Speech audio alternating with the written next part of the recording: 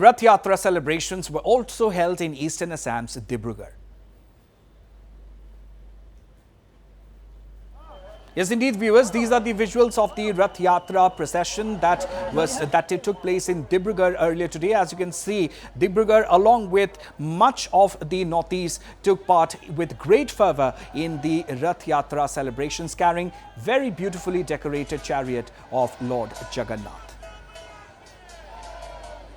जय जगन्नाथ ये रथ यात्रा भगवान कृष्ण सुभद्रा और बलराम আজি তিনিগৰাকী স্বৰ্ণত মূৰ দুৱাই ভক্তগণে ৰথ যাত্ৰাৰ আন্তৰিকতাৰে ভক্তিভাৱেৰে সহযোগ কৰিবৰ বাবে বিভিন্ন প্ৰান্তৰ পৰা আহিছে আৰু ভগৱান কৃষ্ণক কেৱল ভাৰতবৰ্ষতেই নহয় বিশ্বৰ বুকুত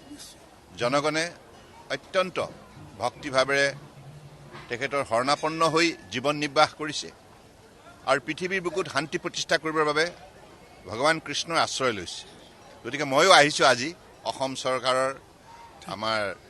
সাংস্কৃতিক পৰিক্ৰমা বিভাগৰ মন্ত্ৰী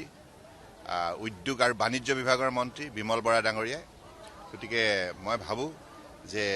ভকতসকলৰ সহযোগত এই যাত্ৰাক তেখেতসকলে এটি শক্তিশালী মাত্ৰা দিব আৰু দিনক দিনে এই জয় জগন্নাথ মানে মন্দিৰৰ সৈতে নতুন নতুনকৈ হাজাৰ হাজাৰ বৈষ্ণৱপ্ৰাণ ভক্তগণ ইয়াত সামিল হৈছে জড়িত হৈছে আৰু গতিকে ডিব্ৰুগড়ত এই প্ৰতিষ্ঠিত জয় জগন্নাথ মন্দিৰটোৱে আজি ডিব্ৰুগড়বাসীৰ লগতে সমগ্ৰ অসমবাসীক গৌৰৱান্বিত কৰিছে